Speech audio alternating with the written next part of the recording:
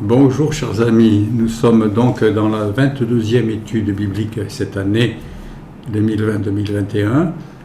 Nous avons fini les 20 études sur Jérémie et nous sommes maintenant dans la deuxième étude d'Ézéchiel, du prophète Ézéchiel. Nous sommes à Antibes et l'hiver se termine. Et nous continuons donc l'analyse de la grande vision du prophète Ézéchiel. C'est un passage qui est très difficile à commenter parce qu'il y a tant de choses à dire, c'est mystérieux. Et Ézéchiel était là avec les réfugiés sur le bord d'un fleuve à Babylone, déporté. Il avait fait partie de la première vague de déportés avec Mardoché, vous savez, le parent de la reine, celle qui deviendra la reine Esther, avec Joachim, que Jérémie appelle Jéconia, qui est le jeune roi qui avait été déporté. Et tout ce groupe-là, les gens qui étaient près du roi, en général, des responsables de Jérusalem, ils sont là sur les rives du fleuve, déportés, ils pleurent, ils passent les soirées, qui doivent être des soirées assez chaudes. Et pendant les pleurs, les prières, Ézéchiel a vu le ciel s'ouvrir. Nous avons parlé de cela la dernière fois, il y avait des dates précises, au bout de 30 années, et puis c'était à la 5e année de la déportation.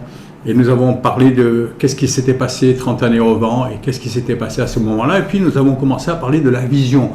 Ézéchiel a eu une grande vision, il a vu le ciel s'ouvrir. Et nous avons parlé de ce que c'est que le ciel. Ce n'est pas un lieu éloigné, mais nécessairement, mais là ça se passait à Jérusalem en l'occurrence, mais c'est une dimension nouvelle, une dimension spirituelle qui s'est ouverte, qui fait que le prophète a vu ce que quelques prophètes comme Élisée avaient vu, a vu des choses spirituelles, des choses que les yeux de la chair ne voient pas, mais d'une réalité qui est là, tout proche de nous, comme un aveugle qui ouvrirait ses yeux pour la première fois et découvrirait la vision des choses qui l'entourent.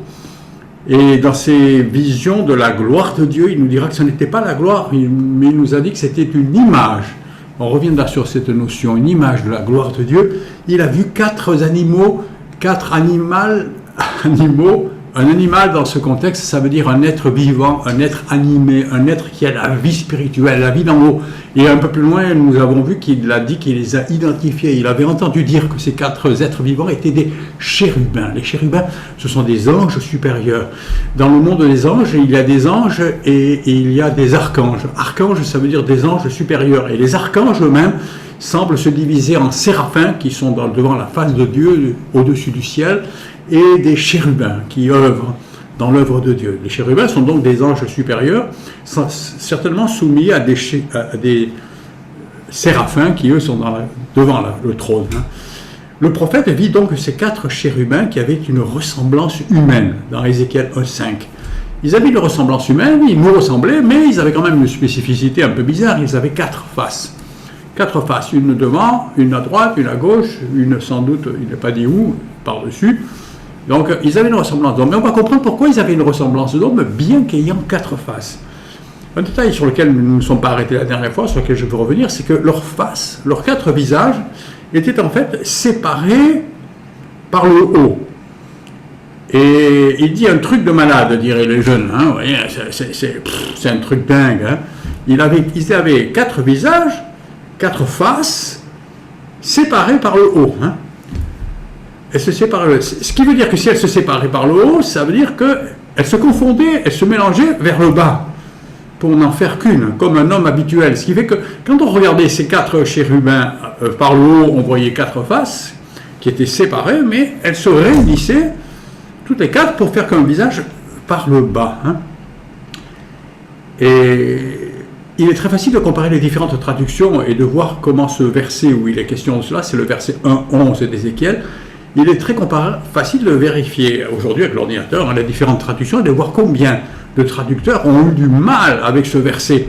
Car le concept de face qui se sépare en haut semble tellement fou, ils ne le comprenaient pas. Ne le comprenant pas, ils avaient du mal à traduire. Ils ont essayé de mettre des mots et de lui donner un sens qui allait dans leur compréhension parce qu'on est en face d'un truc de malade.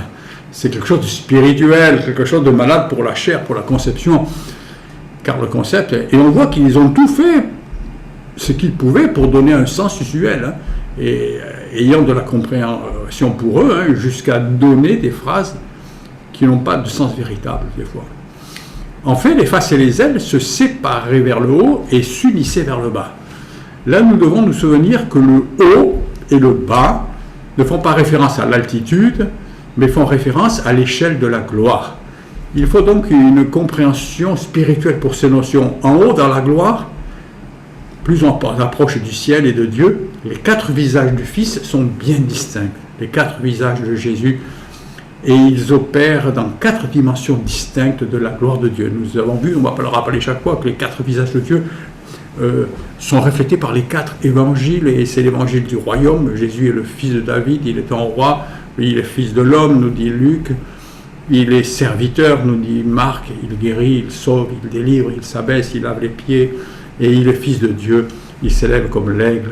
Ces 4 fonctions qui sont bien différentes. Mais en descendant dans la gloire, en descendant jusqu'à la terre, qui est au bas de l'échelle, encore qu'il y ait des choses sous la terre, des choses vraiment sans gloire, beaucoup plus basses encore, mais la terre, Ésaïe 6 nous dit qu'elle est le marchepied de Dieu, c'est le niveau de gloire des pieds, vous voyez.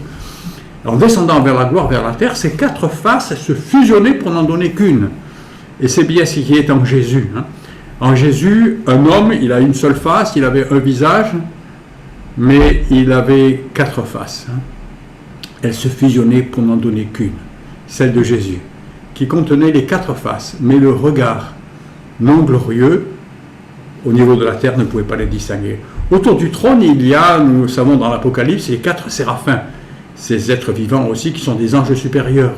Chacun a lui l'une des 4 faces. Chacun, il y a un séraphin qui a une face de lion, un autre a une face d'homme, un autre a une face d'aigle.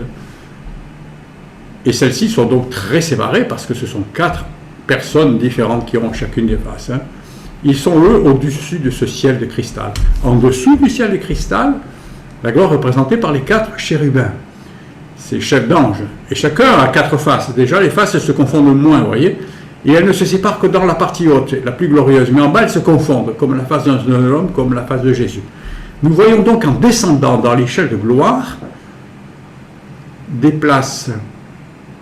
en descendant de la place la plus glorieuse du trône jusque vers la terre, il devient de plus en plus difficile de discerner les choses glorieuses. On les confond toutes ensemble. Tout ce qui est glorieux est ensemble. Et ainsi, en Jésus, il y a toute la gloire de Dieu. Plein de choses qui sont comme des notions indépendantes, elles sont en un seul visage, en une seule grâce, en une seule présence. Jésus unifiait les 4 faces du Fils. Jésus s'occupa des pauvres, il s'occupa des affligés, des malades, des affamés. Mais soudainement, dans l'évangile de Luc, au chapitre 22, au moment de la croix, il respecte le temps de la Pâque. Il vient mourir comme l'agneau de Pâques au moment de la Pâque et il montre une autre face, respectant le calendrier des fêtes de l'Éternel dans le ciel. Dieu avait publié des fêtes de l'Éternel dans le ciel. La terre étant le marchepied de Dieu, Jésus respecte. Il est l'aigle du ciel. Il pense accomplir l'alliance nouvelle promise par le Père 6 siècles auparavant, par les prophètes Jérémie et Ézéchiel. L'alliance dont il n'avait jamais parlé en tant qu'homme. Jésus n'a jamais parlé qu'il y avait une alliance, une nouvelle alliance, celle dont nous avons parlé il y a quelques semaines, avec Jérémie, et qu'il se préparait à verser le sang pour sceller cette alliance que Dieu avait annoncée. Et dans cette alliance, Dieu avait annoncé le pardon total de nos péchés. Vers le haut, ces notions se séparaient, avaient des significations et des attentes bien distinctes. Mais en bas sur la terre, le tout était fondu dans l'amour débordant du Seigneur. Les disciples ne comprirent strictement rien à ces paroles quand il dit le sang de l'alliance. Voici cette coupe de Pâques et le sang de l'alliance. Ils ne comprirent pas du tout le sang de l'accomplissement d'un temps marqué par le Père, d'un dessein éternel. Et là, Jésus, après leur avoir lavé les pieds, après avoir été le serviteur, après avoir ce visage de bœuf, de service, il était maintenant en train de montrer son visage d'aigle, du Fils du royaume, du Fils du Père d'en haut, qui se souciait du calendrier céleste et qui accomplissait l'alliance du Père.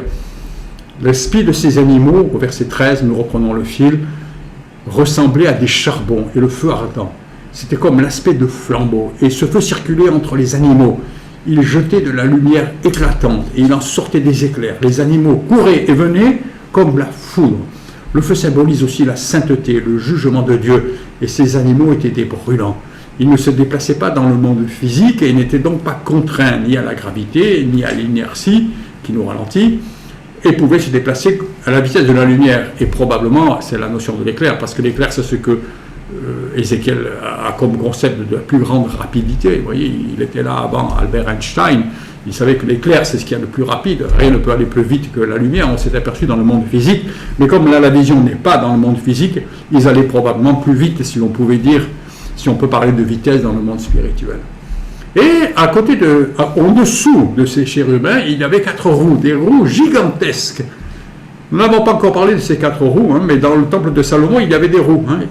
Dans le temple de Salomon, il y avait 10 chariots devant là, ayant chacun 4 roues en fonte et portant chacun un bassin d'eau de 1000 litres d'eau. Vous savez, le temple avait été une amplification du tabernacle. Dans le tabernacle, il y avait une mer d'airain qui tenait de l'eau pour le lavage des mains, des pieds, pour la sanctification avant d'entrer dans le lieu saint. Dans le temple, elles étaient venues 10, et ces bassins d'eau, de sanctification, de purification, étaient portés par des chariots qui avaient chacun 4 roues. Donc il y a des notions de roues qui portaient, vous voyez. Et dans 1 Roi 7:33, il a dit, et l'ouvrage des roues dans le temple était comme l'ouvrage d'une roue de char. Leur support, leurs jantes, leurs raies, leurs moyeux, tout était en fonte. Et c'est peut-être à partir de ce fait que plusieurs commentateurs bibliques parlent de cette vision d'Ézéchiel, de la gloire de Dieu, comme d'un char, un char à 4 roues, le char de la gloire. C'est un terme que l'on trouve, que je n'aime pas trop, je vais vous dire pourquoi. Mais ça vient peut-être aussi du fait que ce mot char est plusieurs fois présenté avec l'œuvre angélique. Par exemple, dans Isaïe 66, parlant du retour du Seigneur, à la fin des temps, un temps eschatologique, la fin d'Ésaïe nous parle du millénium et de ce qui arrive à la fin du millénium, car voici le Seigneur arrive dans un feu, et ses chars comme un tourbillon. Il convertit sa colère en un brasier et ses menaces en flammes de feu, car le feu, c'est par le feu que l'Éternel exerce ses jugements. Et donc, dans ce char, dans cette gloire de Dieu qui descend, que Ézéchiel voit, nous avons tous ces ingrédients, parce que les roues, nous allons voir que le prophète entendra dire qu'on les appelle des tourbillons. Et il y a du feu, et il y a des roues, et on sent donc que des jugements viennent. Lors de l'enlèvement du prophète Élie, dans un tourbillon, son disciple Élisée s'écria, Élisée regardait et criait, mon père, char d'Israël et sa cavalerie. Il a vu arriver ce char de la gloire qui a emporté le prophète Élie. Donc là, cette parole, cette qualification de char a des racines bibliques. Mais cependant, la vision d'Ézéchiel n'est pas celle d'un char ou d'un chariot dans le sens commun, car bien qu'il y ait des roues, les 4 chérubins ne sont pas solidaires des roues. Vous voyez, une automobile, elle suit les roues. Alors que là, c'est le contraire. Les roues suivent les chérubins. Lorsque les chérubins s'élèvent de la terre, c'est les chérubins qui s'élèvent, ce n'est pas les roues qui soulèvent les chérubins. Vous voyez, c'est les chérubins qui s'élèvent. Alors, les roues s'élèvent aussi, elles suivent. On va le voir dans 1,15.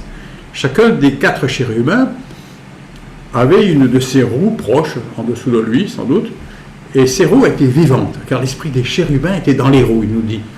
Et nous proposons une interprétation, nous proposons que chaque roue désigne une compagnie d'anges qui était subordonnée à ces chérubins, ces anges chefs. Une compagnie, c'est-à-dire une légion d'anges qui obéissaient, qui étaient au service. Et la roue signifie que tous ces anges au service de chaque chérubin étaient dans une égalité totale, chacun des anges, et qu'il y avait un travail collectif, et que la roue tourne, et que chacun faisait sa part, comme lorsqu'on fait une chaîne de prière, où chacun prie, il n'y a personne qui s'élève au-dessus des autres, il n'y a personne qui est... Tous ont des fonctions similaires, et toute la roue a un mouvement global qui est soumis, qui obéit aux chérubins. Il n'y a pas de francs-tireurs, il n'y a pas de gens qui font ce qu'ils veulent. Tout le monde reste dans un ordre, dans une hiérarchie définie, dans une fonction précise. Et donc, la roue est un ensemble d'anges, une grande quantité d'anges. C'est pour ça qu'il y a des yeux partout. La roue ne signifie l'égalité, un travail collectif, un mouvement perpétuel, entièrement soumis à l'esprit qui les dirige. Notons bien que ces roues ne sont pas désignées elles-mêmes comme étant des animaux, des êtres vivants.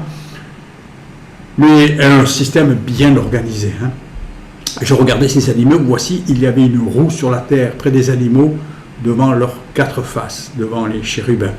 À leur aspect et à leur structure, ces roues semblaient être en chrysolite, et toutes les 4 avaient la même forme.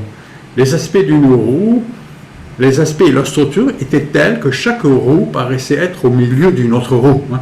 Et là, je pense que même le fameux grand peintre Max Ernst, que j'aime beaucoup, Quand j'étais jeune, j'ai contemplé de ces toiles à Monaco et j'ai resté en extase parce que c'est le plus grand fameux pour moi peintre surréaliste qui excelle là pour nous faire comprendre le surnaturel, qui interpelle. Mais même lui, il ne peut pas nous faire entrevoir cette situation de 4 roues semblantes chacune être au milieu l'une de l'autre. Cela est possible à la rigueur pour 2 roues, vous voyez, une perpendiculaire, une dans l'autre, mais là il nous manque trop de dimensions pour en mettre 4. Et ainsi nous comprenons que dans le monde spirituel, les anges fonctionnent dans une harmonie globale, et bien qu'étant organisés en 4 systèmes différents, 4 chefs différents, mais tout fonctionne en harmonie, et bien qu'obéissant à 4 autorités différentes, à 4 intérêts, à 4 visions différentes, l'une de servir, l'une de régner, l'autre de porter les valeurs du ciel, et de l'homme, du sacrifice et du sacrificateur, bien que dans tout était en harmonie, tout était complémentaire, et nous comprenons simplement que devant ces choses, on ne comprend pas. On comprend qu'on ne comprend pas, mais que c'est globalement dans l'harmonie. En cheminant, les roues, elles allaient chacune de leur côté. Vous voyez, chacun a sa fonction. Et elles ne se retournaient jamais dans leur marche. Elles avaient une circonférence et une hauteur effrayante. Une hauteur, waouh, un truc de malade à nouveau. Hein. Et à leur circonférence, les 4 roues étaient remplies d'yeux tout autour. La marche était très ordonnée, et les roues, elles obéissaient, il manque un T là, hein. Tu as fait une faute d'orthographe, mon frère. Les roues obéissaient fidèlement et sans hésitation, sans zigzag, ni contestation, et leur taille était au-delà de tout ce qu'on peut concevoir, de tout ce qui peut se concevoir. C'est ce qui nous conforte dans l'affirmation de Paul, qui nous explique que le Seigneur est capable de faire au-delà de tout ce que nous pensons, imaginons ou rêvons. Éphésiens 3:20. La grande différence, c'est que cette puissance qui était associée au temple, elle est maintenant en nous, parce que c'est nous qui sommes le temple, hein, agissant en nous, car nous sommes le temple du Saint-Esprit, et que le Seigneur habite en nous, et que le Père est en lui. Et le Père est en Jésus, Jésus est en nous, donc le Père est en nous aussi. Et l'apôtre Paul nous dit que cette grande puissance est en nous des vases de terre, vases de faiblesse, afin qu'il n'y ait pas de confusion, à savoir que cette puissance soit toujours attribuée à Dieu et pas à nous. Il y a une puissance qui agit, qui est effrayante. Vous voyez, la hauteur des roues était une hauteur effrayante. C'était puissant, c'était un système. Et il y avait des anges, des millions d'anges peut-être qui étaient là en fonction, et des yeux qui voient tout, qui connaissent tout, qui comprennent tout. Et nous comprenons que toute cette puissance, cette vision était contrôlée par l'Esprit, car les chérubins allaient là où l'Esprit de Dieu les poussait. Et les roues étaient animées par les chérubins, par l'Esprit des chérubins. Mais les chérubins eux-mêmes étaient poussés et guidés par l'Esprit. Et donc l'Esprit de Dieu guidait tout ce char de la gloire de Dieu. Et vous avez compris, ce n'est pas les roues qui portent les chérubins, c'est les chérubins qui guident les roues. Et quand les chérubins montent, les roues montent. Et chacun fait sa fonction, va droit dans sa mission. Quand il marchait, il marchait. Les chérubins, vous voyez, marchaient. C'est les chérubins qui marchent, ce n'est pas les roues qui font marcher les chérubins. Vous voyez, ils ne sont pas portés par les roues. Les chérubins marchent, alors les roues, elles suivent par-dessous. Hein. Mais quand ils s'arrêtaient, les roues, elles s'arrêtaient. Les chérubins ne sont pas sur la terre, ils sont un peu plus bas que le ciel, ils sont sous ce ciel de cristal, mais ils sont quand même dans les cieux, et ce sont les roues qui sont au contact de la terre. Hein. Mais quand ils se levaient de la terre plus haut, alors les roues s'élevaient avec eux, hein, car l'esprit, la pensée des chérubins, le désir de service des chérubins, il était dans les roues. Hein. Les anges composaient ces systèmes organisés, ils étaient entièrement aux ordres des chérubins. Au-dessus des têtes de ces chérubins, des animaux, il y avait comme un ciel de cristal resplendissant qui s'étendait sur le tête dans le haut. Nous en avons parlé à la vidéo précédente, mais pour ceux qui n'étaient pas là, je voudrais rappeler que ce ciel de cristal qui était au-dessus des chérubins, que Ézéchiel voit depuis la terre, dans sa vision, c'est le même ciel de cristal que l'apôtre Jean a vu quand il est monté par la fenêtre ouverte dans le ciel, et lui, dans le ciel, ce ciel de cristal, il l'appelle une mer, vous voyez, parce qu'en fait, c'est une étendue de cristal, et le cristal, ça nous parle de l'ordre, ça nous parle que devant le trône de Dieu, devant Dieu, tout est en ordre, en cristal, c'est-à-dire tout est saint, tout est parfait, tout est similaire, tout est transformé à l'image de Jésus. Et vu d'en haut, ça paraît une mer, et vu d'en dessous, ça paraît un ciel. C'est l'étendue angélique du monde autour du trône. Il y avait beaucoup de bruit associé au déplacement des chérubins et des anges. Un bruit au-dessous du ciel et un bruit venant du ciel. En fait, ce bruit est double, comme on va le voir. Il y a un double bruit. Sous ce ciel, leurs ailes étaient droites l'une contre l'autre et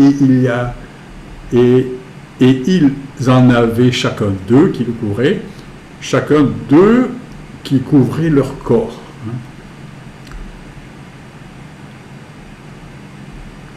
Ils avaient 4 ailes, mais 2 servaient à couvrir leur corps.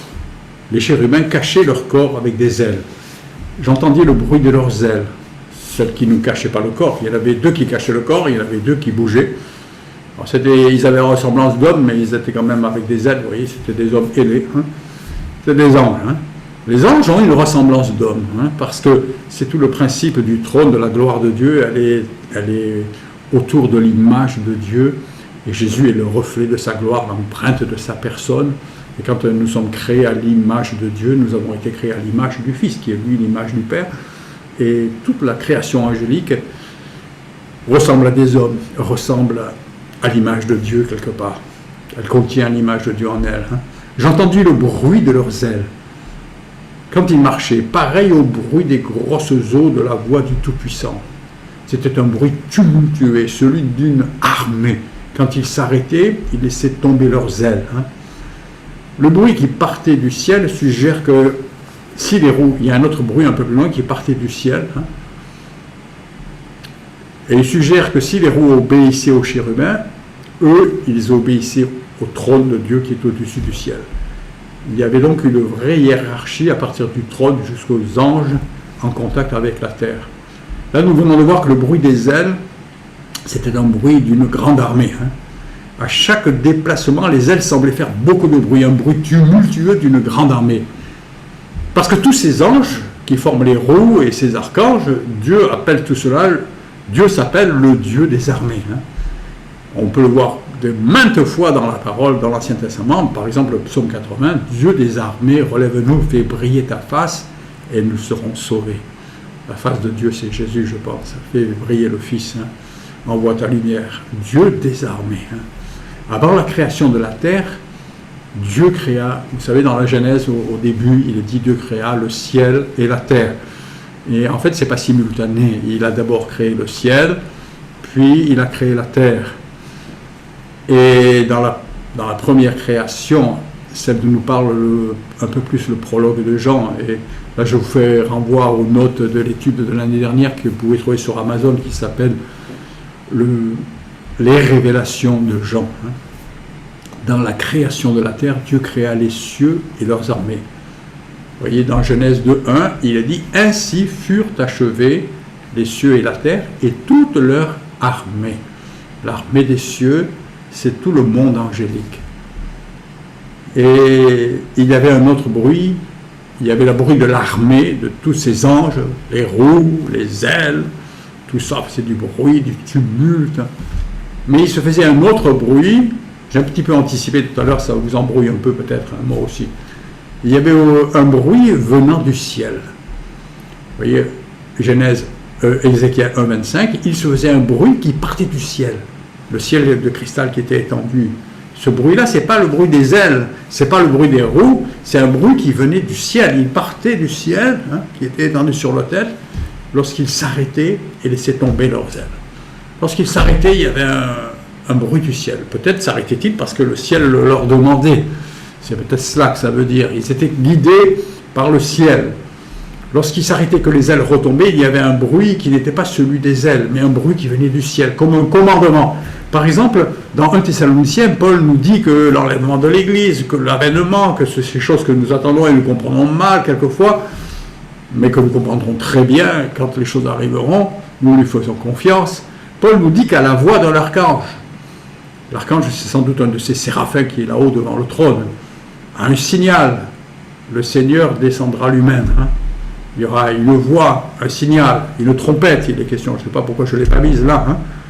Dans le chapitre 4 de l'Apocalypse, Jean entendit beaucoup de bruit, des ordres, des commandements qui sortaient du trône. Vous voyez, du trône, dans Apocalypse 4-5, du trône sortent des éclairs, des voix et des tonnerres. Et donc tout le bruit, le tumulte qui était associé à toute cette gloire, à ce char de la gloire, avec les 4 êtres vivants, les roues, ces multitudes d'anges, qui sont tous en hiérarchie, chacun orthogonal, chacun au centre de l'autre, chacun soumis et obéissant et complémentaire dans la volonté de Dieu.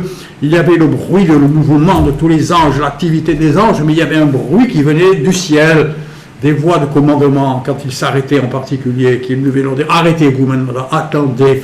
Dans l'Apocalypse, on voit un moment un peu similaire, il y a les 4 chevaux, les 4 anges qui chevauchent les 4 premiers chevaux de l'Apocalypse qui apportent des malheurs. Le premier, c'est l'Antichrist, c'est un malheur qui arrive là, l'esprit de l'Antichrist qui galope déjà dans le monde depuis des siècles. Et puis, il y a la guerre, et puis il y a la famine, et puis il y a les maladies. Et nous voyons ces 4 chevaux amener des malheurs, 4 anges qui versent des malheurs sur la terre. Et puis soudainement, il y a une parenthèse. Il y a une voix qui leur dit « Arrêtez. Arrêtez jusqu'à ce que nous ayons marqué du sceau les serviteurs de Dieu, etc. » Il y a des commandements qui arrêtent. Et là, c'est la même façon. Quand ils laissaient tomber les ailes, quand ils cessaient de fonctionner, c'était une voix qui venait du ciel qui les arrêtait. Ils sont soumis. Ils agissent pleins de zèle, ils sont pleins de feu. Là, ils veulent juger, ils veulent purifier, ils veulent détruire, mais ils s'obéissent. Ils obéissent à la voix du ciel. Nous avons déjà dit que le Fils de Dieu était sur le trône. Nous avons déjà dit, et je pense que c'est intéressant de le répéter, que dès le commencement de la création, dans la première œuvre de création du ciel, donc le ciel est créé avant la terre, mais dans la création du ciel, il y a toute une chronologie. Si vous allez dans le livre, les notes, qui sont que des notes, et vous me trouverez d'ailleurs des fautes d'orthographe, et ce serait bien de me les signaler, mais je ne paie pas, service gratuit. Mais si vous lisez les notes, les révélations de l'apôtre Jean, les révélations de Jean, mais aussi les notes d'il y a 4 ans qui s'appellent le Fils dans les Écritures aussi, tout ça se trouve sur Amazon. On parle beaucoup, j'explique beaucoup mieux ces choses en détail, mais dès le commencement, la première œuvre, c'était la création du trône. Et tout cela est contenu dans une révélation très ténue. Ténue, ça veut dire qu'il faut sonder les Écritures et comprendre ce que Dieu dit. Le lieu de notre sanctuaire est un trône de gloire, un lieu haut, élevé dès le commencement, nous dit Jérémie. Et vous voyez, quand Jésus analyse la parole, quand les Juifs le condamnent parce qu'il se dit fils de Dieu, il leur dit « n'est-il pas écrit dans votre loi ?» Il cite une parole similaire, une phrase ténue du psaume 82, et il dit « Dieu ne dit-il pas que tous ceux à qui il adresse sa parole, c'est-à-dire ceux qui l'écoutent, en fait, parce qu'il adresse à tout le monde, elle est adressée à ceux qui l'écoutent, sont fils de Dieu. » Et si Dieu vous qualifie de fils de Dieu, pourquoi moi ferais-je un blasphème, dit Jésus, quand je me qualifie moi-même de fils de Dieu? Et vous voyez, toute la condamnation et toute la justification de Jésus, elle est très ténue, elle tient un verset. Mais il dit, mais si l'écriture ne peut pas être anéantie. Ainsi, frères et sœurs, quand nous parlons souvent de Élie, le prophète, qui a entendu les bruits de Dieu puissants, forts, mais quand il a entendu le murmure doux et léger, il a sorti, il a reconnu, on est tous émerveillés de cette parole, mais elle veut dire que dans la parole, il y a des murmures doux et légers, des paroles très ténues, et que le monde dira, mais vos explications, elles tiennent à un cheveu. Non, elles ne tiennent pas à un cheveu, elles tiennent à un verset. Mais cette parole ne peut pas être anéantie. Alors, vous voyez, cette parole, il faut comprendre qu'elle nous dit qu'il y a eu un trône élevé dès le commencement, ça veut dire la première des œuvres. Le Fils était sur ce trône, élevé. Parce qu'un trône élevé, sur un trône, ça veut dire que c'est une personne qui est élevée. Vous voyez, on n'élève pas une chaise, on élève une fonction, on élève une personne. Et le Fils était... Et dans les ouvrages, je développe longuement, et nous prouvons par la parole que cet ange, cette personne qui était sur le trône, c'était le Fils, qui était sous la forme, je dis probablement ici, vous voyez, avec ces personnes, mais il était sous la forme de l'ange de l'Éternel. Et une raison, c'est aussi un verset d'Ésaïe 22, c'est que le Messie avait pour mission d'être un clou, c'est-à-dire de soutenir toute l'œuvre du Père, et pour être ce clou qui soutient toute l'œuvre du Père, le Fils était en lui-même un trône de gloire. Je le fixerai, le Messie, le Shiloh, celui qui est annoncé par Jacob, je le fixerai comme un clou dans un lieu sûr. Celui qui est sûr, c'est le ciel, hein, au-dessus des cieux. Et il sera un trône de gloire pour la maison de son Père. Mais il y a aussi beaucoup d'autres argumentations bibliques, assez ténues, comme je l'ai dit, pour prouver que ce trône de gloire est le trône du Fils. Hein. Voilà, ces choses-là, je les dis. Le prophète vit alors ce trône de gloire comme étant associé à cette image de la gloire de Dieu. Il vit sans vraiment le voir. Il distingua flou quelque chose au-dessus qui avait la ressemblance d'un homme. Au-dessus du ciel était, sur leur tête, il y avait quelque chose de semblable à une pierre de saphir en forme de trône. Et sur cette forme de trône apparaissait comme une figure d'homme placée en dessus, en haut. Mais vous avez que les chérubins déjà ressemblent à des hommes. Toute la création là-haut, dans la gloire, il y a la notion de l'homme. Mais là, sur le trône, il y a vraiment une figure d'homme. Nous avons vu que les 4 êtres vivants qui furent identifiés à des chérubins par le prophète, déjà avaient la ressemblance d'hommes. Nous avions noté qu'ils étaient des hommes étonnants avec 4 faces et 4 ailes. Mais cela devenait plus compréhensible vu d'en bas. Car dans l'échelle des gloires, ces 4 faces se confondaient en une seule. Hein. Ainsi, assis sur ce trône, au milieu du feu et de l'airain, l'airain c'est le symbole, nous l'avons dit de la dernière fois, de la justice, il y avait le Fils, un règne d'équité. L'airain c'est la justice, parce que l'airain c'est ce qui tient dans le feu. Vous voyez, quand on se présente dans un tribunal et qu'on est accusé pour des écoutes téléphoniques, pour une chose ou pour une autre, si on est juste, on résiste au feu du jugement. Et l'airain, dans le tabernacle, a toujours été le matériau qui symbolise la justice, parce que du temps de Moïse, l'airain, c'est ce qu'il y avait le plus solide par rapport au feu. Aujourd'hui, on dirait de la fibre de carbone ou autre chose, je ne sais pas, des matériaux rares, mais là, c'était l'airain. Ces 4 faces se confondaient à une seule. Ainsi, sur ce trône au milieu du feu et de l'airain, il y avait le Fils. Et nous l'avons déjà dit, avant son incarnation, Jésus avait déjà la ressemblance d'un homme, puisque l'homme fut créé à son image, etc. Et que lorsqu'on se ressemble, il y a réciprocité. Si tu me ressembles, je te ressemble. Je vis encore de l'airain poli, comme du feu, au-dedans duquel était cet homme qui rayonnait tout autour, depuis la forme de ses reins jusqu'en haut, et depuis la forme de ses reins jusqu'en bas. Je vis comme du feu, comme une lumière éclatante dont il était environné. Tel l'aspect de l'arc qui est dans la nuit en un jour de pluie, l'arc que Dieu a mis dans le ciel depuis la fin du déluge, ainsi était l'aspect de cette lumière éclatante qui l'entourait. C'était une image de la gloire de l'Éternel. À cette vue, je tombais sur ma face et j'entendis la voix de quelqu'un qui parlait. Ce qui nous montre vraiment que, comme on l'avait dit en introduction de la semaine dernière, je pense, ou on aurait dû le dire du moins, le moment où Ézéchiel a la vision et le moment où Dieu lui parle, où on lui parle, en tous les cas, c'est le même jour, c'est la même vision, parce que c'est dans cette vision que quelqu'un lui parle. Hein. Quelqu'un parla à Ézéchiel. À cette vue, je tombais sur ma face et j'ai entendu la voix de quelqu'un qui parlait. Il me dit, fils de l'homme, tiens-toi sur tes pieds, je te parlerai. Et dès qu'il m'eut adressé ces mots, l'Esprit entra en moi et il me fit tenir sur les pieds et j'entendis celui qui me parlait. L'Esprit de Dieu est entré en lui.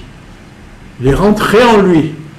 Comme nous, le jour de la Pentecôte, quand nous avons donné nos cœurs au Seigneur, quand nous nous sommes repentis, quand on a accepté le sang de Jésus, quand on a commencé à lire la parole, l'Esprit est là, et il est venu sur nous, en nous. Il est venu tabernacler dans nos cœurs, et il a eu des forces nouvelles, et il a tenu sur ses pieds. Et il me dit, fils de l'homme, je t'envoie vers les enfants d'Israël, vers ce peuple rebelle. Ces peuples rebelles, vers ces peuples, les enfants d'Israël, c'est des peuples rebelles. Hein. Ils se sont révoltés contre moi. Eux et leurs pères ont péché contre moi jusqu'au jour même où nous sommes, jusqu'à maintenant. Ils ont péché. Et nous sommes dans le début de la déportation. Hein. C'est-à-dire, Jérusalem n'est pas encore assiégée, Jérusalem n'est pas encore détruite. On est dans le règne du roi Sédécias, les 11 dernières années. Mais ce sont des temps très difficiles. Et là, il y a des faux prophètes à Jérusalem, nous l'avons vu, Anania en particulier, qui annonce que tout va aller bien, ce sont les faux prophètes. Comme aujourd'hui, il y aura toujours des hommes pour dire à la COP 21, à la COP 22, on a le contrôle, et ne vous inquiétez pas, tout ira bien. Mes frères et sœurs, nous sommes dans les temps de la fin, où les jugements de Dieu arrivent. Je ne vous dis pas que la fin c'est demain, parce que tout cela, ça prend le temps qu'il faut, parce que Dieu use de patience, que je pense, moi personnellement, qu'il va y avoir encore un grand réveil dans le monde, que le Seigneur nous donne encore du temps pour travailler, qu'il va au contraire se servir de ces choses pour effrayer la terre, afin que beaucoup viennent à lui, mais la roue est en marche, et ces choses vont vers leur terme, nous le savons. Et le Seigneur, nous allons vers le retour de Jésus, alléluia, mais vers des souffrances pour la terre, pour tous ceux qui ne se repentent pas, qui ne l'acceptent pas. Et là, de la même façon, il dit, je t'envoie vers tous ces enfants rebelles. Hein. Ils se sont révoltés jusqu'à maintenant. Ce sont des enfants à la face impudente et au cœur endurci. Impudente, ça veut dire qu'ils ne sont pas soumis. Ils osent affronter les gloires. Ils osent ne pas respecter le ciel. Eux, les enfants d'Israël. Ce sont des enfants à la face impudente, au cœur endurci. Je t'envoie vers eux et tu leur diras, ainsi parle le Seigneur l'Éternel, qu'ils écoutent ou qu'ils n'écoutent pas. Car c'est une famille de rebelles. Ils seront comme prophètes et au milieu de eux. Et toi, fils de l'homme, ne les crains pas et ne crains pas leur discours, quoique tu aies auprès de toi des ronces et des épines et que tu habites avec des scorpions. Ne crains pas leur discours et ne t'effraie pas de leur visage, quoi qu'ils soient une famille de rebelles. C'est des choses un peu similaires à ce que Dieu avait dit à Jérémie au tout début. Jérémie avait dit, je suis un enfant, le Seigneur avait dit, je te garderai, je te protégerai. Toi, ne crains pas. Tu leur diras mes paroles, qu'ils les écoutent ou qu'ils n'écoutent pas. C'est la deuxième fois qu'il le répète. Car ce sont des rebelles. Et toi, fils de l'homme, écoute ce que je vais te dire. Ne sois pas rebelle comme cette famille de rebelles. Ouvre ta bouche et mange ce que je te donnerai. Et là, nous sommes devant une grande similarité avec le chapitre 10 de l'Apocalypse, et qui sont des paroles prophétiques pour l'apôtre Jean. Dans le livre Les Révélations de Jean, nous parlons beaucoup de ce point. Il y a un grand mystère sur l'apôtre Jean, hein, un grand mystère. Je regardais et voici une main était étendue vers moi. Dans la vision, on lui parle et maintenant il y a une main qui se tend vers lui et elle tenait un livre en rouleau. À l'époque, les livres c'était des rouleaux, hein, des manuscrits. Et cette main la déploya vers moi, et il était écrit en dedans et en dehors. Oui, ça rappelle des choses de l'Apocalypse, des lamentations, des plaintes, des gisements et gémissements y étaient écrits. C'est-à-dire quelque part que toutes les plaintes, tous les gémissements du peuple, toutes les injustices, tout le sang des gens qui ont été versés, le prophète Uri qui a été assassiné par le roi Sédécias, Naboth, la vigne de Naboth, voilà, le roi avait tué Naboth avec sa femme Jézabel. Toutes les injustices, tous les crimes, tous les gémissements sont écrits. Dieu ne les oublie pas. Ils sont écrits. Et le Seigneur lui donne ce rouleau. Et il me dit, fils de l'homme, mange ce que tu trouves. Hein. Mange ce rouleau. Va, parle à la maison d'Israël. J'ouvris la bouche et il me fit manger ce rouleau. Il me dit, fils de l'homme, nourris ton ventre et remplis tes entrailles de ce rouleau que je te donne. Je le mangeai et il fut dans ma bouche doux comme du miel. La mission d'Ézéchiel nous informe donc, on sait ce que va faire Ézéchiel par la suite, on va l'étudier, mais il va aller annoncer la parole, hein, et il va être un signe.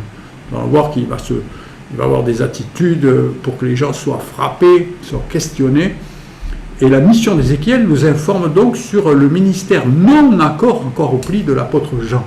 Il y a une similitude dans l'Apocalypse avec ces paroles-là qui est voulue dans les Écritures pour que nous comprenions que le chapitre 10 de l'Apocalypse est une similarité par rapport à la mission d'Ézéchiel. Et quand on comprend Ézéchiel, on comprend aussi ce qui va arriver dans le monde quand l'apôtre Jean va devoir témoigner devant les rois, devant les puissances de toute la terre, ce qu'il n'a encore jamais fait, parce que lorsque Jean était vieux, on ne le recevait plus dans les églises, on le virait. On a vu ça avec la 3e lettre de Jean. Et puis, quand il est vieux, on l'exile à Patmos, hein, on l'isole, alors que Jean a une mission d'aller prêcher, d'aller témoigner à tous les chefs d'État, au monde entier. Quelque chose de mystérieux, très mystérieux, et passionnant. Et l'ange, dans l'Apocalypse, on lit ces paroles au chapitre 10, c'est l'ange que je voyais debout sur la mer et sur la terre, leva sa main droite vers le ciel, jura par celui qui vit au siècle des siècles.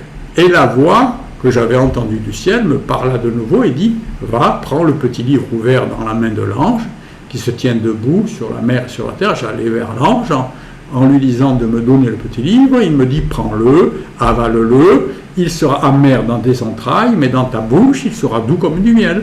Je pris le petit livre dans la main de l'ange, je l'avalai, il fut doux dans ma bouche comme du miel, et quand je l'ai avalé, mes entrailles furent remplies d'amertume. Et puis on me dit, il faut que tu prophétises de nouveau sur beaucoup de peuples, de nations, de langues et de rois. Dans l'Apocalypse, vous voyez, il y a un ordre qui est donné à Jean. Il faut que tu prophétises. Je pense vraiment que Jean ne l'a pas encore accompli. Et que ça ressemble un peu à la mission des deux témoins qui viendront dans les chapitres 11 à 13 de l'Apocalypse, mais que ça c'est un autre témoignage qui viendra avant, je pense, pour avertir. Ézéchiel est averti par Dieu de la difficulté de sa mission. Il me dit, fils de l'homme, va vers la maison d'Israël et dis-leur mes paroles, car ce n'est point vers un peuple ayant un langage obscur, une langue intelligible que tu es envoyé. C'est la maison de l'Éternel, la maison de Dieu, la maison qui est censée sonder les Écritures du matin au soir. Vous savez, ces religieux orthodoxes, habillés en noir, déguisés en orthodoxes, nous voyons dans le nord de Jérusalem et partout dans le monde, et qui ne travaillaient pas, qui sont des pharisiens, qui passent leur vie à étudier la parole, à sonder l'Écriture. Ils existaient déjà. C'est des gens qui cherchent Dieu en permanence, qui connaissent le langage de Dieu, qui connaissent les Écritures, qui les sondent. Et il dit, le Seigneur, il dit, je ne t'envoie pas vers des barbares, vers des Gaulois, qui croient que le ciel peut leur tomber sur la tête. Je ne t'envoie pas vers des Huns, des Visigoths, des Ostrogoths. Non, je t'envoie vers mon peuple, à la maison d'Israël. Ce n'est point vers de nombreux peuples ayant un langage obscur, une langue inintelligible, dont tu ne comprends pas les discours. Si je t'envoyais vers eux, les Gaulois, ils t'écouteraient. Si je t'envoyais vers eux, ça se passerait bien. Mais la maison d'Israël ne voudra pas t'écouter. Parce qu'ils ne veulent pas m'écouter. Ils ne veulent plus écouter Dieu. Car toute la maison d'Israël a le front dur et le cœur endurci. Et plus tard, Jésus dira, malheur aux pharisiens, race de vipères, malheur, malheur, malheur. Qu'ils écoutent ou pas, tu parleras. Voici, je t'endurcirai ta face pour que tu t'opposes à leur face. Il va s'opposer à toute une nation. J'endurcirai ton front pour que tu t'opposes à leur front. Je rendrai ton front comme un diamant, plus dur que le roc. Ne les crains pas, quoiqu'ils soient une famille de rebelles. Il me dit, fils de l'homme, reçois dans ton cœur et écoute de tes oreilles toutes les paroles que je te dirai. Va vers les captifs. Va vers les captifs. Et vous voyez, les captifs, il est en Babylonie. Jérémie, nous l'avons étudié, c'était la préparation de la destruction de Jérusalem, vue à Judée, à Jérusalem et en Benjamin. Mais là, lui, il est déporté, il est en Babylonie, avec les captifs. Et donc, lui, il va s'adresser aux captifs. Après, il communiquera avec ceux de Jérusalem par Internet, par Zoom, par SMS, je ne sais pas, par téléphone arabe, par communication, parce que les choses... il y avait des visites, il y avait des échanges, il y avait quand même des relations, les choses se savaient. Mais lui, il va vers les captifs, vers les enfants de mon peuple. Tu leur parleras, qu'ils écoutent ou qu'ils ne t'écoutent pas, tu leur diras, ainsi parle l'Éternel. C'est-à-dire qu'il y a un temps où Dieu ne cherche plus à négocier, à convaincre. Maintenant, Dieu parle. Le temps des jugements, c'est tu écoutes, que tu l'aimes ou tu n'aimes pas, je te le dis, il y a des lois, tu es allé trop loin, Dieu parle. Et nous pouvons comprendre que celui qui parle à Ézéchiel était lié à cette gloire, à cette vision glorieuse. En effet, il y eut un tumulte, une réjouissance associée à cette mission acceptée. On ne sait pas qui a parlé à Ézéchiel, un ange, un chérubin, mais en tous les cas, celui qui a parlé, il était lié au ciel et à la gloire, parce que quand il a parlé, quand il a missionné le prophète, il y a eu une grande gloire.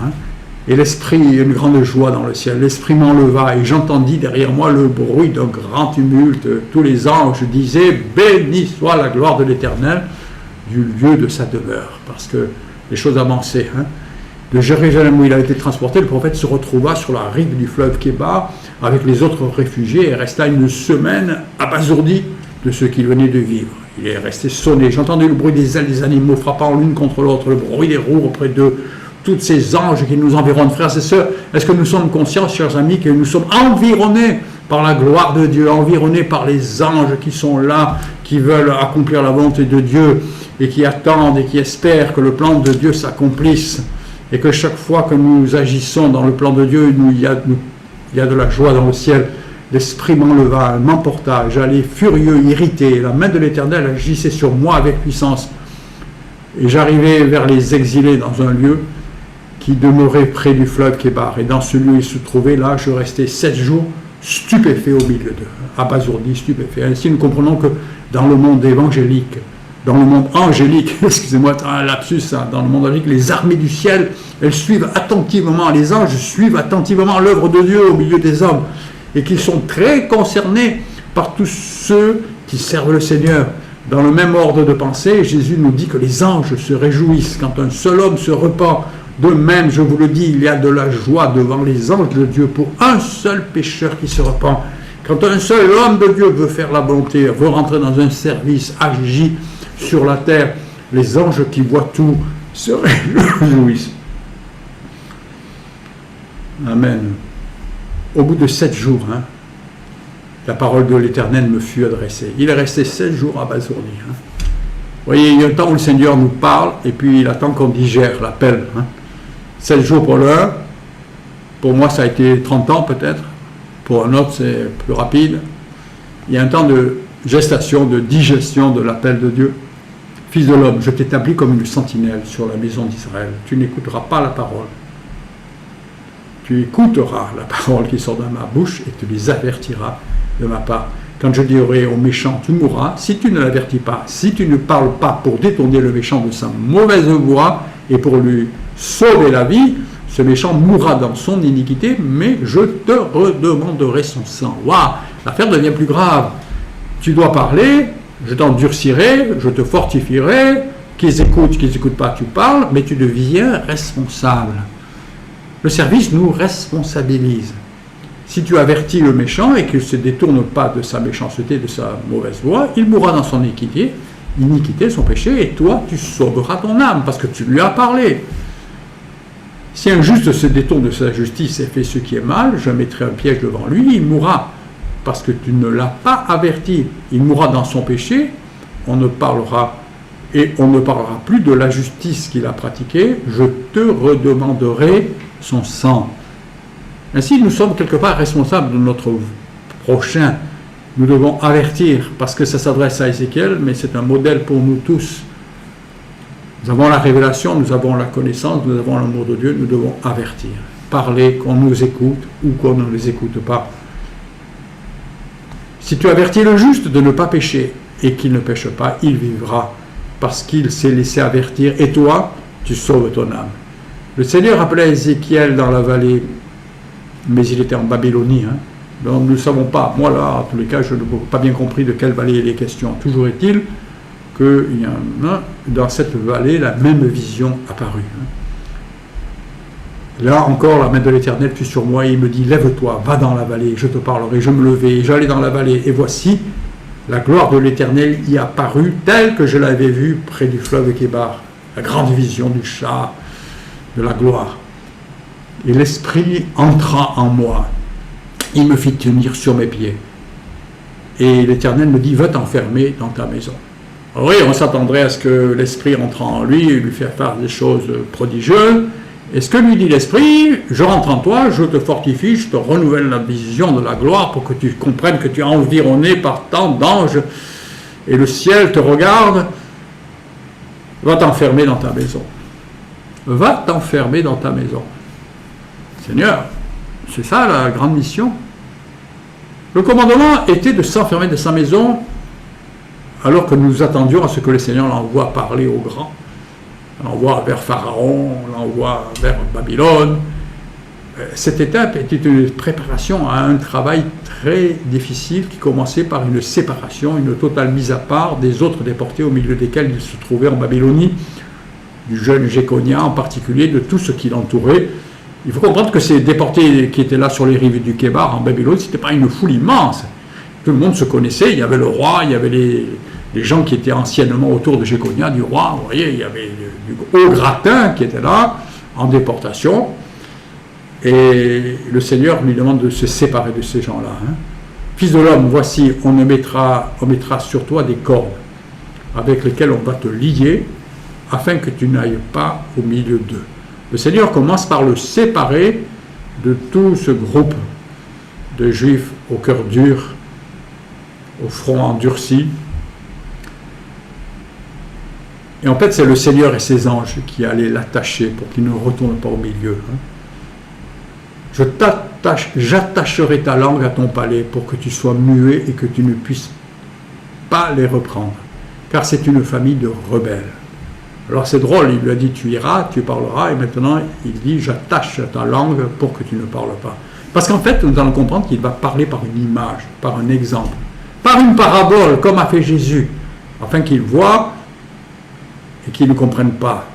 Parfois qu'ils entendent et qu'ils ne comprennent pas. C'est-à-dire que maintenant, l'exemple et les paroles seront là pour les reprendre, sachant qu'ils n'obéiront pas. Dieu veut les condamner, en fait, les enfermer. Et quand Jésus parlait en parabole, c'était comme ça, pour qu'ils entendent et ne comprennent pas, parce qu'ils sont au cœur dur. C'est plus la peine de leur parler, mais je leur parle quand même, pour que devant la justice, ils ne puissent pas dire « nous ne savions pas, nous n'avions pas vu, nous n'avions pas entendu ». J'attacherai, car c'est une famille de rebelles. Mais quand je te parlerai, j'ouvrirai ta bouche pour que tu leur dises. Il y aura un temps pour parler. Ainsi parle le Seigneur, que celui qui voudra écouter, écoute, et que celui qui ne voudra pas, n'écoute pas. Tu es libre, mais c'est une famille de rebelles. Le Seigneur voulait un contrôle total sur la bouche du prophète, qu'il ne parlerait que lorsque le Seigneur le voudrait, car il ne s'agissait plus de les encourager, mais il s'agissait d'annoncer les jugements ultimes. Ils choisiront alors d'écouter ou de ne pas écouter. Leur sort sera dans leur choix, dans leur bouche. Et Israël est attaché en signe pour Jérusalem. Et toi, fils de l'homme, prends une brique, place-la devant toi, et tu y placeras une ville, Jérusalem. Tu y traceras une ville. Vous voyez, il prend une brique, et cette brique, elle va symboliser la ville de Jérusalem. Et représente là, cette ville, cette brique, en état de siège. Forme des retranchements, vous voyez, tranchées comme en 14, hein, élève contre elle des terrasses, environne-la d'un camp, dresse contre elle des béliers tout autour, prend une poêle de fer. Une poêle en fer. Alors aujourd'hui, vous savez, des poêles, on en a de toutes sortes, mais dans ce temps-là, le fer, c'est précieux, c'est rare. En Israël, nous le savons, en particulier, dans un temps, c'était même introuvable. Prend une poêle en fer et met là comme un mur. Le fer, c'était le métal, c'était le rideau de fer. Vous voyez, fermeture totale, c'est vraiment le symbole d'une fermeture absolue entre toi et la ville. Le prophète, c'est l'homme de Dieu, il représente Dieu. La brique assiégée représente Jérusalem. Et entre Dieu et la brique, maintenant, il y a une muraille de fer. Plus aucune communication. Dieu t'abandonne. Prends une poêle de fer, mets-la comme un mur de fer entre toi et la ville. Dirige ta face contre elle, contre cette ville, Dieu. Et elle sera assiégée et tu l'assiégeras. Que ce soit là un signe pour la maison d'Israël. Et on ne parle plus par des paroles, on parle par un signe. Et ce signe va durer longtemps. Cette poêle métallique montrait la séparation. Ézéchiel, l'heure tourne, je veux conscience qu'il faut que j'accélère et que je termine. 130 jours, il allait rester couché et attaché. Le prophète devait rester couché publiquement. Pourquoi j'ai écrit 130 ? C'est 430 jours. Lapsus d'écriture. Le prophète devait rester couché publiquement pendant 450 days. 430 jours pour symboliser le siège de Jérusalem qui allait se dérouler. Ces années, c'était 390 pour Israël, 40, elles représentaient les années de péché. Puis couche-toi sur le côté gauche. Vous voyez, devant cette poêle et cette ville, couche-toi, mets-y l'iniquité de la maison d'Israël, et tu porteras leur iniquité et leur péché autant de jours que tu seras couché sur ce côté. côté gauche. Et je compterai 390 jours. Alors, ça veut dire qu'il allait rester plus d'une année couché sur le côté gauche devant cette brique et cette poêle. Et ça se fait en public, ça se fait parmi les réfugiés. Tout le monde voit le prophète couché avec cette poêle pendant un an et plus d'un an, 390 jours, vous voyez, un an et un mois. Et là, tout le monde dit, mais qu'est-ce qu'il fait le prophète? Il est devenu fou, qu'est-ce qu'il fait? Tout le monde analyse la situation. Il porte chaque jour, ça représente des années de péché. Et quand tu auras achevé de rester 13 mois couché sur le côté gauche, tu te mets sur le côté droit 40 jours, et là tu porteras l'iniquité, le péché de Juda à Jérusalem. Je t'impose un jour pour chaque année. Ça faisait 430 jours en tout. Et nous retrouvons là un peu la même notion que dans Jérémie 25, où Dieu expliquait que les 70 années de déportation, elles étaient proportionnelles au nombre de Shemitah, de sabbat de la terre, qui n'avaient pas été respectés. Nous savions que cela concernait le péché depuis bien des années. Il est probable que ces jours de péché soient en fait des sabbats ou des fêtes annuelles, ce qui peut en fait, ce n'était pas toutes les journées, mais c'était les jours de Shabbat, ou peut-être les jours de Yom Kippour, les jours de grand pardon, qui n'avaient pas été respectés, et que toutes ces journées, ces 430 années, ça représentait peut-être 430 années en fait, et pas 430 jours, parce que si c'était le péché des fêtes de l'Éternel qui n'avaient pas été respectées, il y en a une, Yom Kippour, il y en a un par an, ça fait, ou une Pâques, et là, vous voyez, ça pouvait faire des années.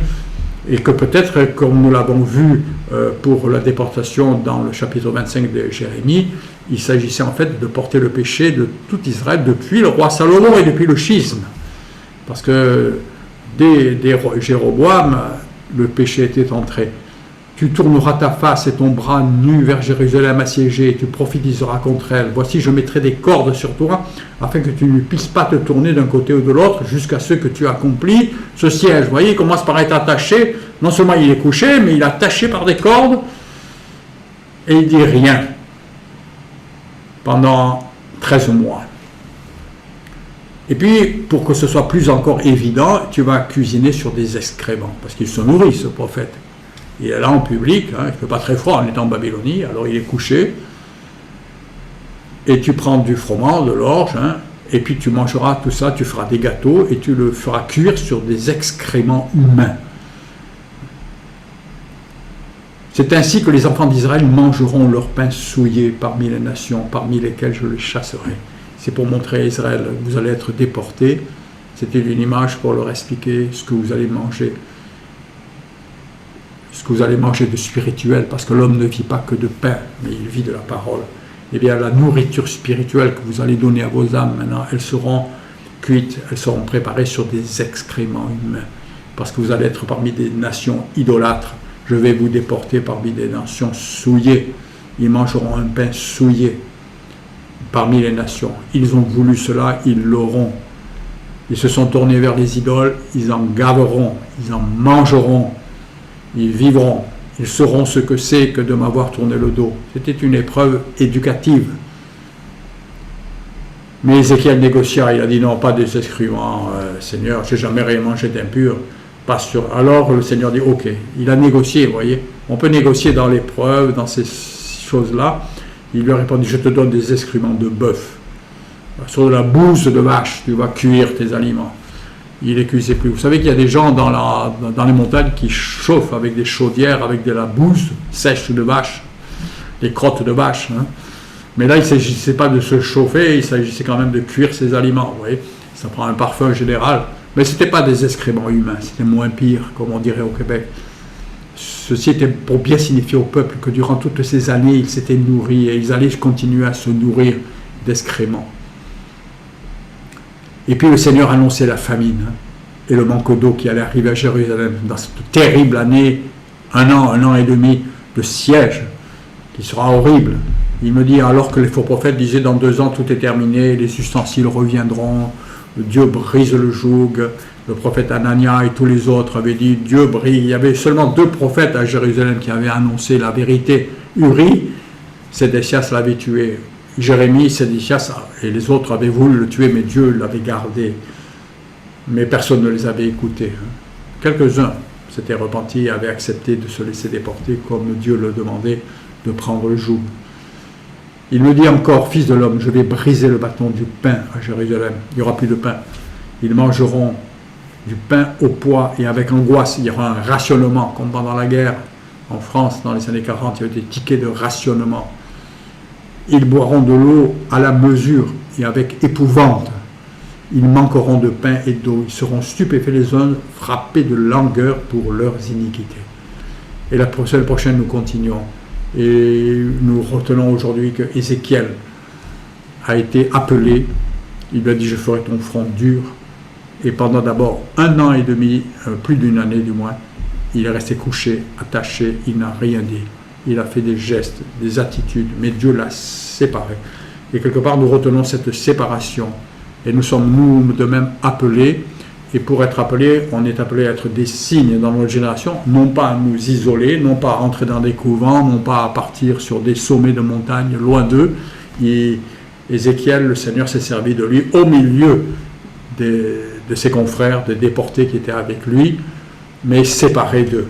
Il l'a attaché avec des cordes et il est resté longtemps sans parler, mais comme un signe, avec des gestes, avec des attitudes concrètes.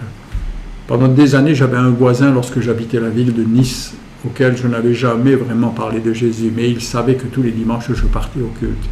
Il m'observait par sa fenêtre. Et quand je sortais, je fermais le portail de ma maison tous les dimanches, j'étais habillé propre et j'avais une Bible sous le bras. Et je montais à mon parking, il y avait des marches qui passaient devant sa maison. Et pendant des années, je ne lui ai rien dit. Et un dimanche matin, comme je vais à ma voiture, lui descend parce que l'escalier montait, il me croise, je le regarde, je lui dis bonjour, je dis rien, et lui me dit, eh oui, moi je suis un mécréant, moi je vais nulle part. Moi, je ne vais pas adorer Dieu. Moi, je suis comme ça. Alors que je ne lui avais jamais rien dit. Mais depuis 2 années, il me voyait tous les dimanches partir avec ma Bible et revenir souriant et heureux. Il savait que j'étais chrétien. Et ça suffisait. Ça lui avait déjà parlé. Et c'est comme ça qu'Ézéchiel a commencé. Il commence. Et puis, il va y avoir d'autres événements. À la semaine prochaine. Que Dieu vous bénisse. Excusez-moi d'avoir été trop long. Comme toujours d'ailleurs.